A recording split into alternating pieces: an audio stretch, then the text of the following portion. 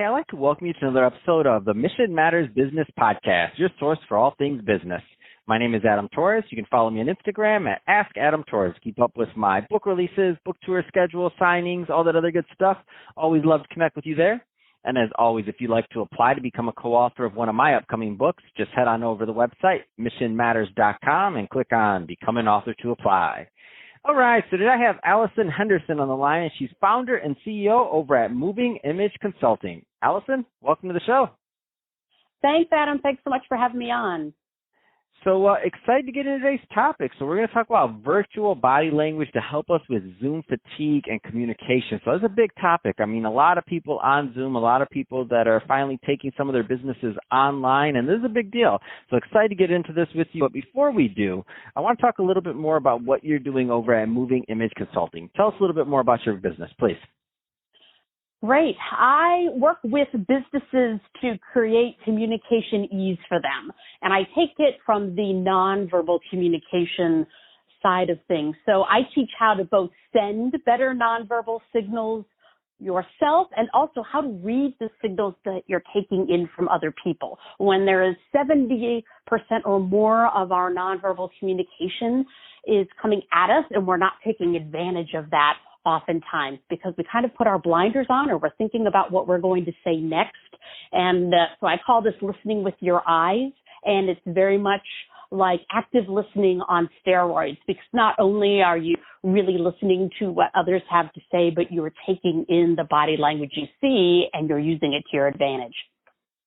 That's awesome. And just at the end of this, I'm going to give you an opportunity to leave your website and or contact information so that businesses can connect with you, just so that the right people do follow up. What are the right types of businesses and or clients that you like working with?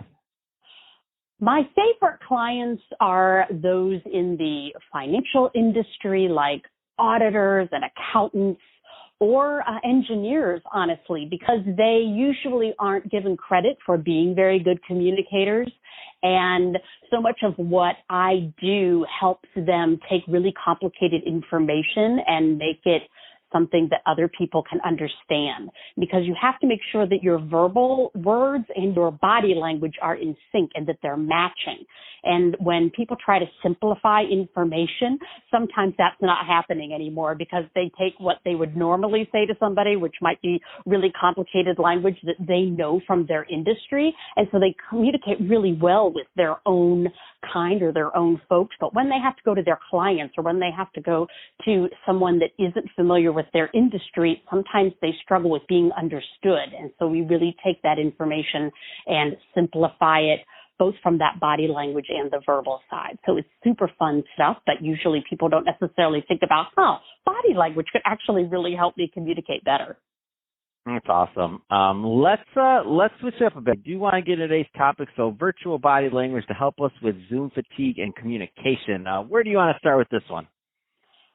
Well, I think I would like to start at the beginning, which is a little bit of why it's so taxing for us, or why we find these virtual meetings to be a strain on us both mentally and honestly physically as well.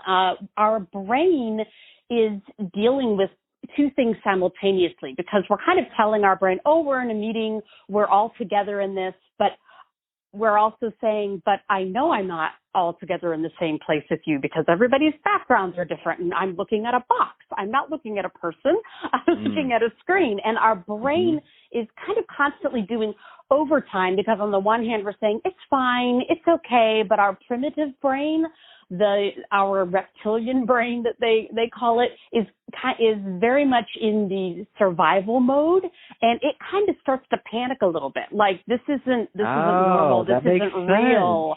And so we're kind of constantly calming ourselves down, even while having this communication with another person virtually, which we've been doing for years. It's just, I think finally psychologists and neuroscientists and things are really looking at it from this, why is it more strenuous than just sitting in a conference room talking? Shouldn't it be the same? Shouldn't it be easier because we're relaxed and we're in our own homes oftentimes, or we're in our own office and we don't have to be with everybody else? But it actually is tougher because we don't get the same body language signals. We're not getting the same energy signals because of the screen. Oh, that makes total sense. So what does somebody do to kind of get past this? Because obviously, especially I think Twitter, there's some other companies that are letting people work from home indefinitely. So this is a new skill set people have to learn. And what this reminds me of, by the way, is when I first started broadcasting, I'm like, man, it's like the end of the day, I would like curl up in a ball and I'd be so exhausted. I'm like, why is this exhausting? I used to, like, when I was a kid, work construction or other things and do these like really hard manual like works when I was really young, and I was like, man, I don't even remember being that tired then as I am right now, and all I've been doing is talking on a mic all day. Well, it's the energy piece. Just like we have to give more energy. I'm talking to you in a more animated way than I might if I'm face-to-face with someone, just as you are with me. So when you're on these Zoom calls or Skype or whatever you use, Microsoft Teams, you actually have to give a little bit more energy to look like you, because the screen is taking your 3D person and flattening it into 2D. So if you see somebody that you think isn't very much engaged, or you think is bored or doesn't have any energy, it may just be that their natural looks even flatter through the screen. So again, you start to worry that darn old-fashioned brain of ours starts to think, oh, I've lost my potential client. They're not interested. Or if you're interviewing, oh, my interviewer doesn't care because I'm not getting anything back from them. So we have to teach everybody to give a little bit more energy. Then you'll look like you when they meet you in real life, and it won't be like, wow, you do have energy, or I really do like you. You're so much better in person than you were on the screen, right? You don't want that reaction. You don't want to have people think wow, you are a real drip online, but in person, you're great. So we kind of have to remember that. In fact, I have a little Post-it note sometimes that I put up where I tell my clients to put them up around their computer screen to kind of remind them, like a little smiley face, make sure you're smiling, a little lightning bolts to remind them to keep their energy up, those sorts of things, because that's going to help you communicate more through the screen. You actually have to communicate more.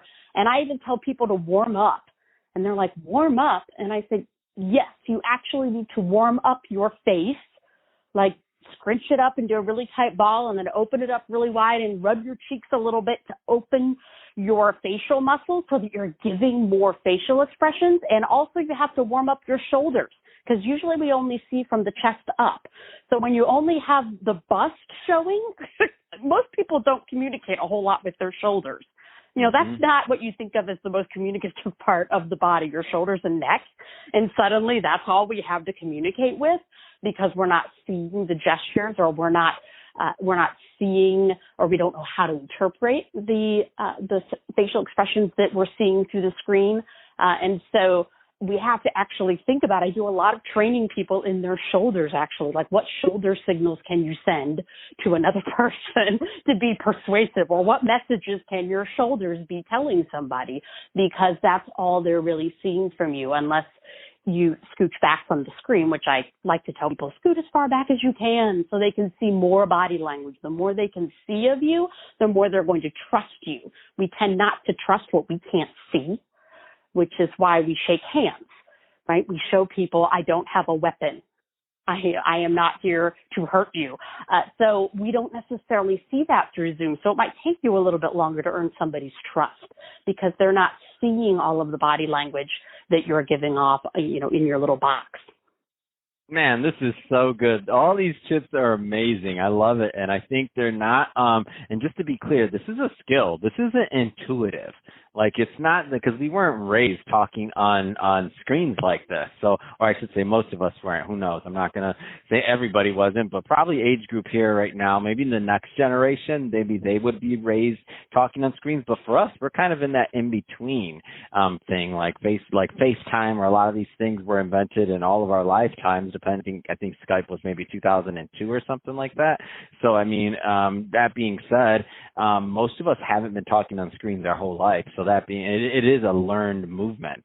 That being said, so Alison, if somebody is listening to this and they want more information on moving image consulting, what's the best way for them to reach out and to connect with you and your team? Well, the first place I would send them, of course, is to the website, which is movingimageconsulting.com. Not hard, easy to find. And I also do a lot of work on LinkedIn, and so you can find me just at my name. I haven't gone to the fancy extra page for the business thing. So if you just look up Alison Henderson, you'll find me in LinkedIn and reach out to connect, because I post a lot of great stuff there. And I also have a YouTube channel that's called Moving Image. If you look up Moving Image, you'll find the YouTube channel, and I post a lot of tips on there all the time for lots of different things, usually business oriented, but a lot of body language tips are there for the taking as well.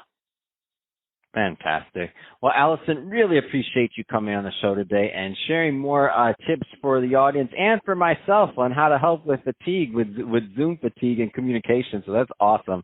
And to the audience, as always, thank you for tuning in. Hope you got a lot of value out of this. If you did, don't forget to subscribe to the podcast, leave me a review in the Apple iTunes store. And if you're watching this on our YouTube channel, Mission Matters Business, definitely give us a subscribe there, but also leave us some comments in the video. Love to know what kind of projects and things that you're working on. And Alison, thanks again for coming on the show. Oh, thanks so much. This was fun.